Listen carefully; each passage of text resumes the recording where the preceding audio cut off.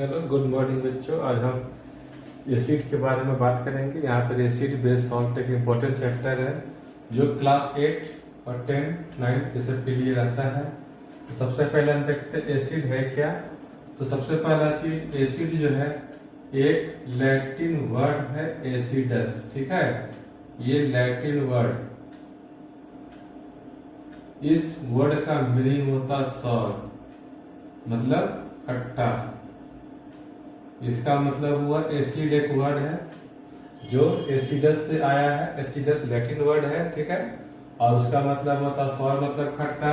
तो इसका मतलब हो गया एसिड का टेस्ट क्या होता है, सॉर, ठीक है। ये हो गया खट्टा।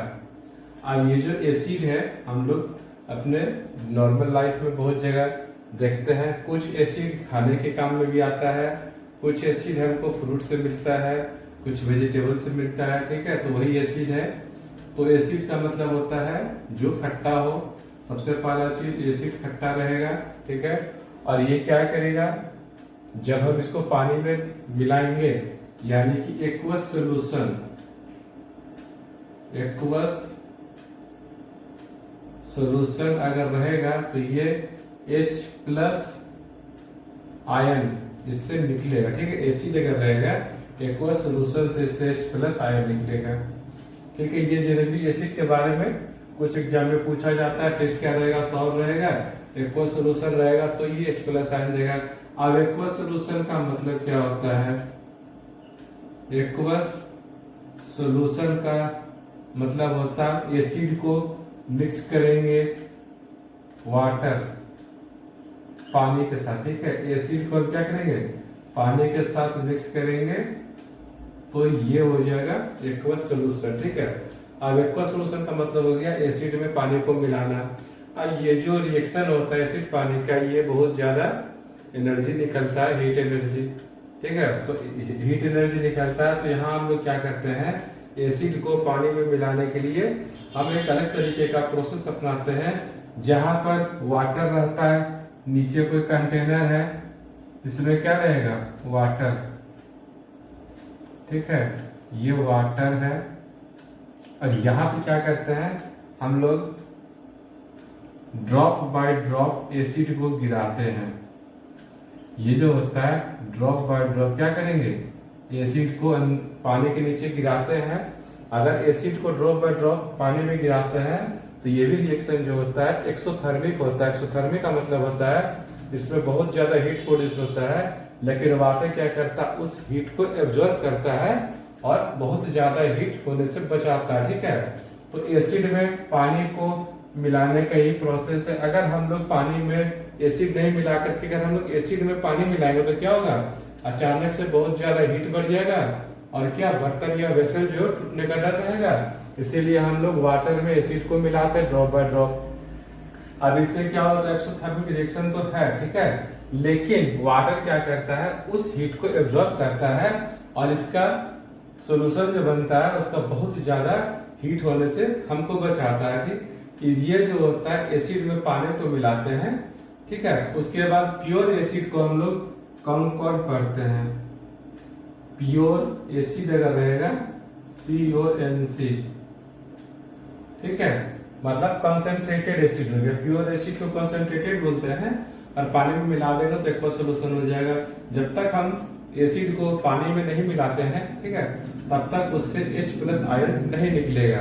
तो H प्लस आयंस के आने के लिए क्या जरूरी है, सबसे पहले तो एसिड में पानी का मिक्स होना चाहिए, मतलब एक्वस सोल्यूशन होना चाहिए, तो ही ये चीज आएगा, ठीक है। तो ये तो है एसिड के बारे में, सीधे वर्ड से आया है, टेस्ट इसका खट्टा है, ठीक है। एक्वस सोल्यूशन रहेगा, H प्लस आयन देगा। एक्वस सोल्यूशन का मतलब एसिड प्लस वाटर, और प्योर एसिड को कंसंट्रेटेड एसिड बोलते हैं। और एसिड प्लस वाटर अगर हम लोग मिलाएंगे तब जाकर कि यहाँ पर H प्लस आयन देगा। इसका मतलब ये है कि अगर प्योर एसिड रहे या ड्राई HCl गैस, अगर ऐसा कुछ क्वेश्चन आता है तो ड्राई HCl गैस वगैरह क्या करता है, लिटमस पेपर के कलर को चेंज नहीं करता है।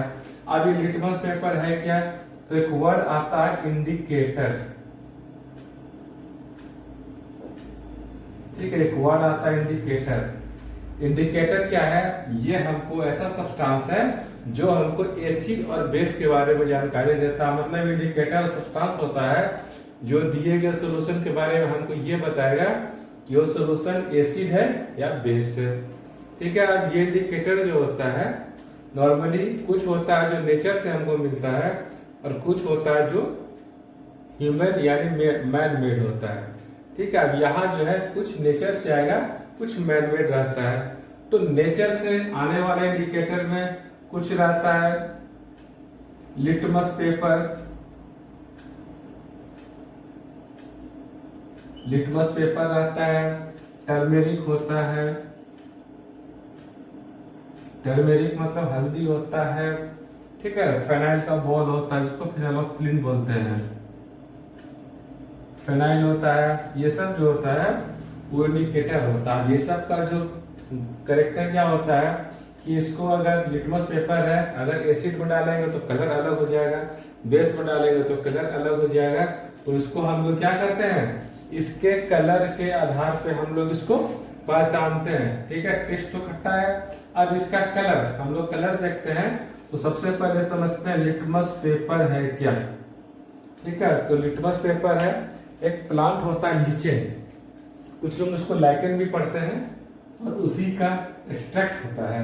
उसको क्या करते हैं, पेपर पे गिराते हैं और उसको ड्राई करते हैं तो क्या हो जाएगा, लिटमस पेपर हो जाएगा। देखते हैं उसको अभी।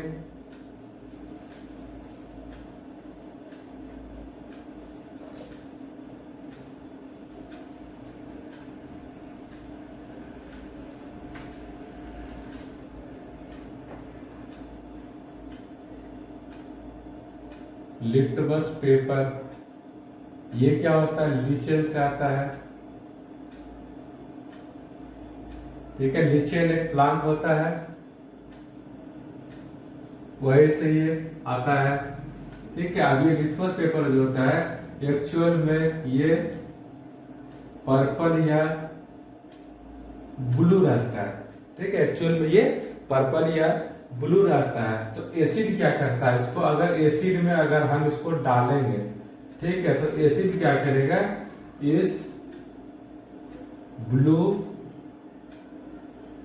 लिटमस पेपर को रेड कर देता है। ठीक है, ब्लू एक्चुअल में ये पर्पल या ब्लू ही होता है, और ये जो होता है इसको अगर हम एसिड के सोल्यूशन के अंदर अगर डालेंगे तो क्या हो जाएगा, ब्लू लिटमस पेपर जो होगा वो रेड हो जाएगा। अगर जैसे ब्लू लिटमस पेपर रेड हो जाता है, इसका मतलब क्या है कि ये दिया गया सोल्यूशन एसिडिक है।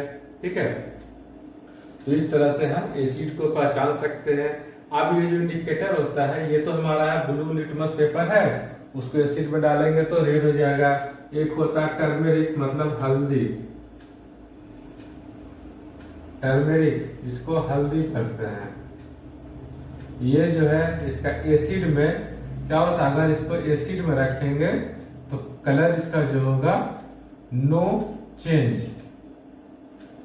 मतलब एसिड में अगर रहेगा तो कलर इसका चेंज नहीं करता है। मतलब ये क्या रहेगा, ये एसिड में रहेगा तो ये येलो ही रहेगा, क्योंकि हल्दी का नेचुरल कलर येलो होता है।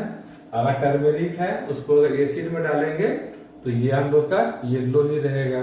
तो इस तरीके से लिटमस पेपर का कलर ब्लू से रेड कर देगा, टर्मेरिक रहेगा तो येलो ही रहेगा, इसमें कोई भी तरह का चेंज नहीं आएगा। ठीक है, तो इस तरह से क्या देखते हैं, लिटमस पेपर को ब्लू टू रेड कर दिया, टर्मेरिक हल्दी है तो उसको ऐसा ही छोड़ दिया। अब ये जो एसिड है इसका बहुत सारा टाइप होता है। ठीक है, स्ट्रॉन्ग एसिड, वीक एसिड, ठीक है, वो है स्ट्रॉन्ग एसिड होता है, वीक एसिड होता है, उसके बाद मिनरल एसिड होता है। ये कुछ एसिड नेचर में पाया जाता है और कुछ को हम लोग फैक्ट्री में बना सकते हैं। ठीक है, उसको हम लोग बारी बारी से देखते हैं।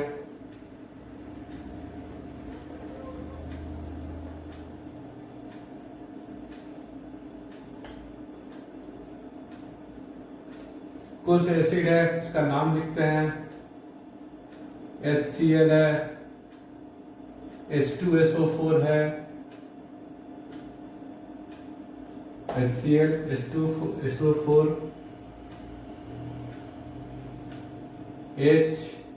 HNO3 ये नाइट्रिक एसिड है। HCl H2SO4 nitric acid. तो हम लोग क्या देखते हैं, जितना भी एसिड रहेगा लगभग क्या रहेगा, उसमें हाइड्रोजन रहेगा ही रहेगा, हाइड्रोजन प्रेजेंट होता है। तो हाइड्रोजन HCl है, H2SO4 है, HNO3 है, या बहुत सारा और भी एसिड होता है, कार्बोनिक एसिड होता है। तो क्या देखते हैं, एसिड जो होता है उसमें हाइड्रोजन रहेगा ही रहेगा, बिना हाइड्रोजन के एसिड नहीं रहेगा। और इसी हाइड्रोजन, ठीक है, इसी हाइड्रोजन या हाइड्रोनियम आयन जो बोलते हैं, वो जब एसिड पानी में मिलता है तो हाइड्रोनियम आयन या हाइड्रोजन आयन प्लस या H+ आयन जो देता है, वो जितना ज्यादा देगा वो स्ट्रॉन्ग एसिड रहेगा, अगर कम निकलेगा तो वो वीक एसिड रहेगा। ठीक है,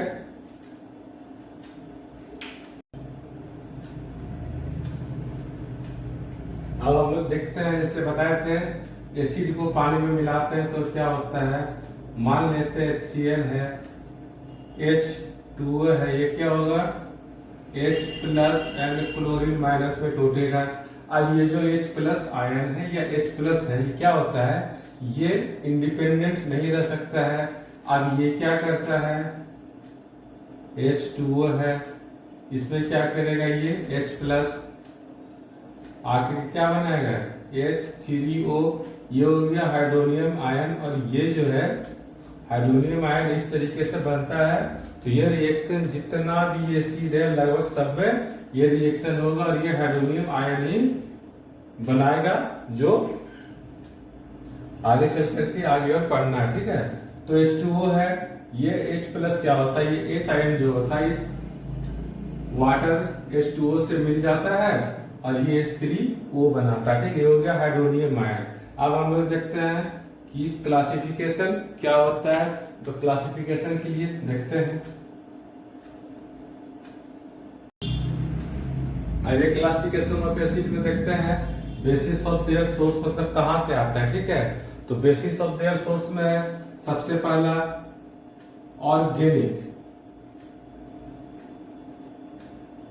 ऑर्गेनिक एसिड। इसका मतलब होता है कि ये एसिड जो है कहां से आएगा, comes from plant. Organic acid जो होता है जनरली प्लांट से आता है। ठीक है, और ये जो एसिड होता है इसमें कार्बन प्रेजेंट होता है। ऑर्गेनिक एसिड में कार्बन प्रेजेंट होता है और ये जनरली प्लांट से आते हैं। ऑर्गेनिक एसिड जो होता है कार्बन रहेगा ही रहेगा और जनरली ये प्लांट से आता है। अब इसका एग्जांपल हम लोग क्या देखेंगे, oxalic acid, formic acid, acetic acid, ये जनरली प्लांट से आता है। ऑक्जेलिक एसिड अमरूद में होता है, गौरव में तो पता होगा। फॉर्मिक एसिड हो या एसिटिक एसिड हो, ये जो ऑर्गेनिक एसिड है ये जनरली प्लांट से आता है। दूसरा होता है इनऑर्गेनिक एसिड भी बोलते हैं, दूसरा इनऑर्गेनिक एसिड।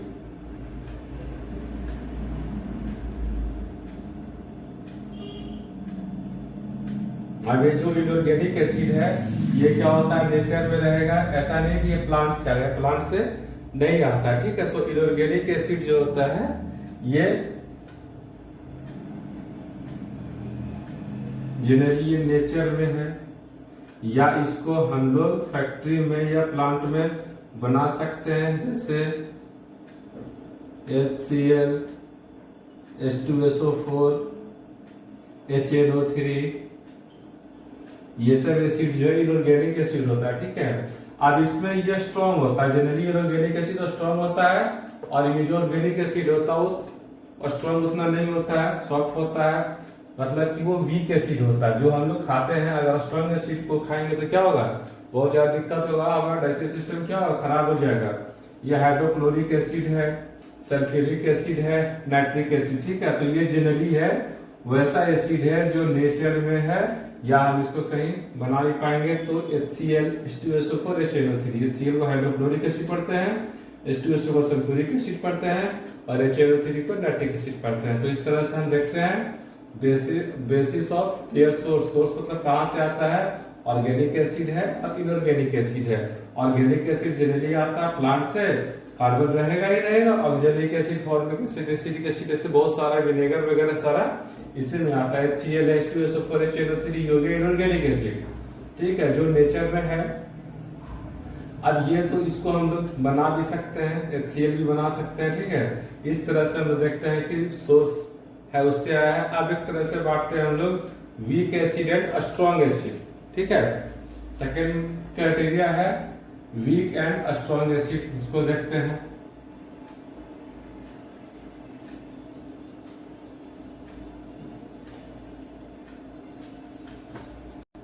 अब ये जो था इनऑर्गेनिक एसिड वो मिनरल से आता है, ठीक है। ऑर्गेनिक एसिड मिनरल से आता है, लेकिन इसमें एक एग्जांपल होता है H2CO3, ये हो गया कार्बोनिक एसिड।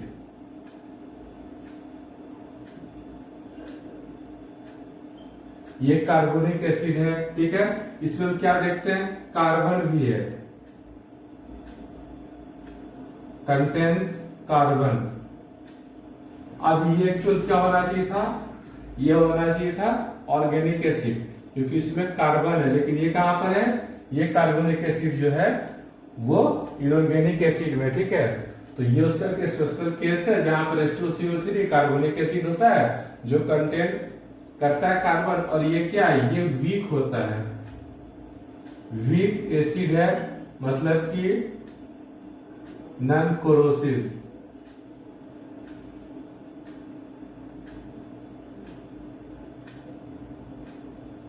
मतलब कि ये जो है वीक एसिड नॉन कोरोसिव, मतलब कि ये ज्यादा नुकसान नहीं पहुंचाएगा।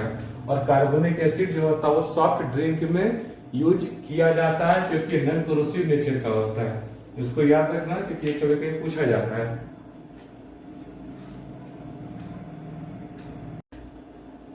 ये जो नॉन कोरोसिव नेचर का एसिड है, ठीक है, नॉन कोरोसिव नेचर का एसिड है, ये क्या करता है, ये ब्लू लिटमस को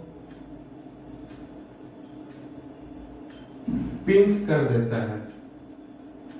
ये क्या करता है, ब्लू लिटमस को पिंक में बदल देता है, इसको ध्यान रखना है। कार्बोनिक एसिड H2CO3 जो है जिसमें कार्बन रहेगा, और ये क्या है, और इनऑर्गेनिक एसिड है, लेकिन ऐसा इनऑर्गेनिक एसिड है जिसमें कार्बन होता है, और ये ब्लू लिटमस को पिंक कर देता है। और ये यूज कहां करते हैं, सॉफ्ट ड्रिंक। ये सॉफ्ट ड्रिंक आजकल जो मार्केट में मिलता है उसमें इसका यूज किया जाता है, किसका, इस कार्बोनिक एसिड का। क्यों यूज करते हैं, क्योंकि ये नॉन कोरोसिव नेचर का होता है। नॉन कोरोसिव मतलब ये हमारे डाइजेस्टिव सिस्टम को नुकसान नहीं पहुंचाता, ठीक है। एक चीज और, जब डाइजेस्टिव सिस्टम का बात हुआ है तो हमारे डाइजेस्टिव सिस्टम स्टमक में HCl होता है, ठीक है। कितना रहता है, 0.03%। ये कोरोसिव नेचर का है, लेकिन HCl में हमारे स्टमक के अंदर वाल में म्यूकस होता है जो इसके कोरोसिव नेचर से हमको बचाता है। मतलब HCl जो नुकसान पहुंचा सकता था उससे हमको स्टमक में कौन बचाता है, म्यूकस, ठीक है, जो स्टमक के अंदर वाल पे ऊपर से कवर होता है। जो म्यूकस है वो हमको HCl के इस इफेक्ट से बचाता है। आप देखते हैं डिपेंडिंग ऑन देयर बेसिसिटी, ठीक है। मोनोबेसिक मतलब होता है, मोनोबेसिक एसिड का मतलब होता है ये 1 हाइड्रोनियम आयन, मतलब कि अगर इसको पानी के साथ रिएक्शन कराएंगे तो एक हाइड्रोनियम आयन रिलीज करेगा। इसमें एग्जांपल होता है HCl, HBr, HNO3, HI, बहुत सारा है, ठीक है। HCl को मिलाते हैं पानी के साथ H2O के साथ तो क्या बनेगा, H3O प्लस क्लोरीन माइनस, ठीक है। तो ये क्या होगी, ये हो गया हमारा हाइड्रोनियम आयन। डाइबेसिक में होता है 2 हाइड्रोनियम आयन रिलीज करेगा, H2SO4 इसका एग्जांपल होता है। H2SO4 plus H2O, H3O plus HSO4, और HSO4 जो है दोबारा H2O से रिएक्शन करेगा और H3O बनाएगा प्लस आयन, ठीक है। इस तरह से SO4 अलग हो जाता है। तो यहाँ क्या देखते हैं हम लोग, दो, यहाँ पे क्या डाई बेसिक में 2 हाइड्रोनियम आयन बन रहा है। इसी तरह से ट्राई बेसिक एसिड में क्या होता है, 3 हाइड्रोनियम आयन बनाते हैं। इसका एग्जांपल है H3PO4। यहाँ रिएक्शन लिखते हैं H3PO4 प्लस H2O, तो H3O प्लस H2PO4, और ये H2PO4 फिर H2O से रिएक्शन करेगा और क्या बनेगा, H3O प्लस और HPO4। अब HPO4 दोबारा H2O से मिलेगा और H3O प्लस आयन बनाएगा और PO4। इस तरह से क्या देखते हैं, depending on their basicity, monobasic, dibasic, tribasic. याद करना बहुत आसान है। मोनोबेसिक मतलब जहाँ पे एक हाइड्रोजन आयन रिलीज करे, एग्जाम्पल HCl होता है, HNO3 HI, ठीक है। दूसरा डाइबेसिक एसिड मतलब 2 हाइड्रोनियम आयन रिलीज करेगा पानी में रिएक्शन करने के बाद, तो इसका एग्जांपल होता है H2SO4, H2SO4 plus H2O, H3O plus and HSO4। उसके बाद HSO4 फिर H2O से रिएक्शन करेगा और H3O प्लस और SO4 बनाएगा।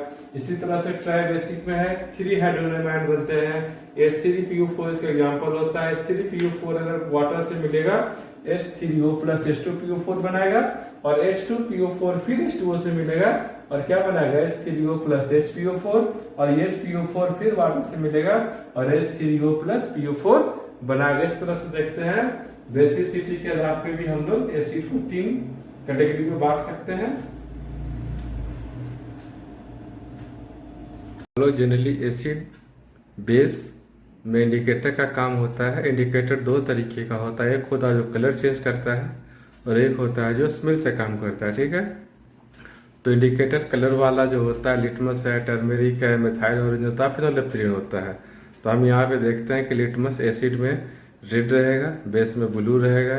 टर्मेरिक एसिड में येलो, बेस में reddish brown. Methyl orange acid में रेड, बेस में येलो। और फिनोलेप्थलीन जो होता है एसिड में कलरलेस होगा और बेस में पिंक होगा, ठीक है। ये जो काम करता है, ये सारा का सारा इंडिकेटर जो है एसिड और बेस के बारे में जानकारी देता है। लेकिन यहाँ यह बताना जरूरी है कि अगर मान लेते हैं ड्राई HCl गैस है और ड्राई HCl गैस को अगर हम लोग लिटमस पेपर से चेक करते हैं तो उसमें लिटमस पेपर का कलर चेंज नहीं होता है, जबकि एसिड होने के चलते लिटमस पेपर का कलर रेड होना था। लेकिन यहाँ पे यह होता है कि ड्राई HCl गैस में वाटर मोलिक्यूल नहीं होता है, तो इसमें लिटमस पेपर का असर नहीं होगा।